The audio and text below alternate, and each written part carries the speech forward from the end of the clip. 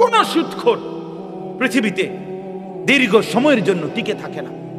আমি নিজে দেখছি, আমার একজনে দেখাইছে কুমিল্লা জেলার এক জায়গায়, আমি নাম বলবো না ইচ্ছা করে, বলছে হুজুর এরা ছিল এই উপজেলার সবচেয়ে বড় সুদখোর, তাদের বাড়ির ভিটাটাও আজকে নাই, ওইখানে কুকুর ঘুমায়।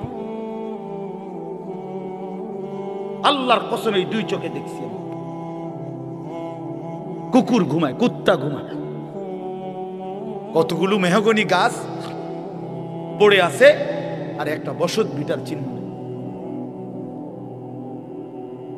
ছেলেরা নিজের না খুব চালাক মনে করো না বাবা, একখান মোবাইল চালাও আর নারী দেখো, নাচ দেখো, ছবি দেখো, বন্ধুদের আড্ডায় মনে করতেছে খুব একটা ফুট না। ভাইয়া এটা শেষ কথা না, আমি অনুরোধ করলাম আমার কথা হাসি দিয়া উড়াই দিও না।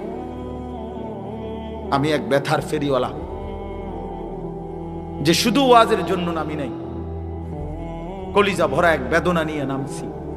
বলি যে আমাদের এই ছেলেগুলো বদলাবে। আমাদের কি পরিমাণ ছেলে নামাজ পড়ে না বলেন, কি পরিমাণ ছেলে। একটা দিন একটি মহল্লার, একটা উপজেলার, একটা ইউনিয়নের, একটা গ্রামের যদি 10টা মসজিদ হয়, ফজরের নামাজে একটা দিন হিসাব নিয়েন, 10টা মসজিদে আপনি 10 জন করে 100 জন যুবকও পাবেন না। আহা মুসলমান, এভাবে হেরে গেলাম কেন? এভাবে হেরে গেলাম কেন বাপ? ছেলেরা বলো ভাইয়া, এভাবে মালিককে ভুলে গেলা কেন? বলো আমার ভাই, তুমি আমার ভাই।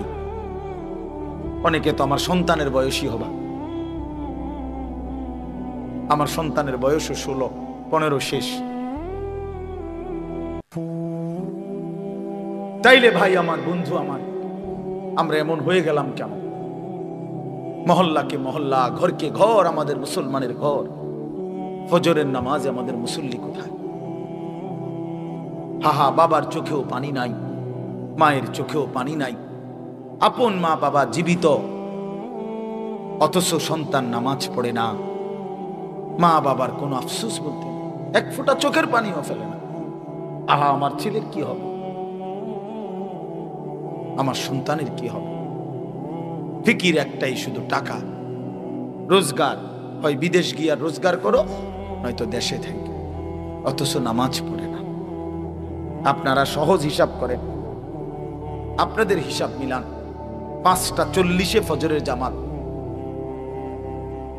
কেউ যদি 10টা বাজে ঘুমায়, 11টা বাজে ঘুমায়, রাত 11টা, 12টা, 1টা, 2টা, 3টা, 4টা, 5টা, প্রায় 7 ঘন্টা। একজন চিকিৎসা বিজ্ঞানী ডাক্তারের মতেও স্বাভাবিক সুস্থ সামর্থ্যবান মানুষ 6 ঘন্টা ঘুমাইলে আনাফ। একদম পূর্ণ যুবকও যদি 6 ঘন্টা, এর বেশি কোনো জরুরত নেই।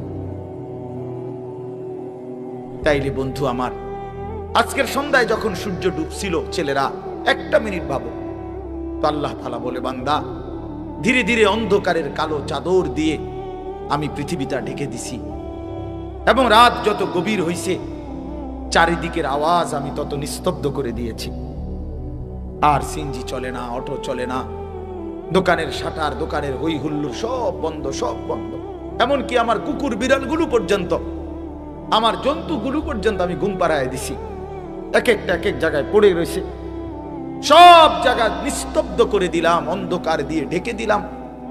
তুমি বান্দা ঘুমাইবা বলে আমি যেন ডাক দিয়ে বলছি, আমার সৃষ্টির সব জীবজন্তু তোরা চুপ থাকো, আমার বান্দা এখন ঘুমাবে। আমি যেন ফেরেশতাকে বলছি, ফেরেশতা সারাদিনের এই সাদা আকাশকে কালো চাদর দিয়ে ঢেকে দাও, আমার বান্দা ঘুমাবে।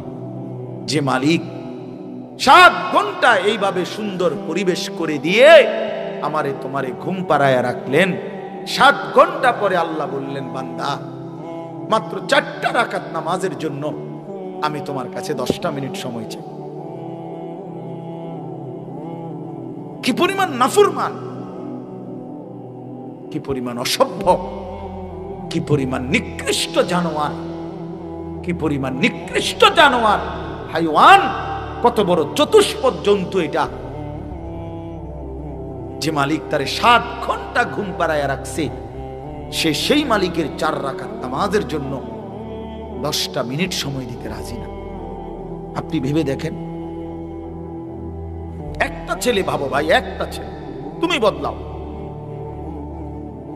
তুমি কারো দিকে তাকাইও না, তুমি একলা ভাবো, একজন ছেলে। তোমারে বললাম বাবা, তুমি বলো এত বড় জুলুম আল্লাহর সাথে কেমনে করলাম? আমার সেদিন গত সপ্তাহের আগের সপ্তাহ আমার এই কোমরের এই পাশের যে হাড্ডিটা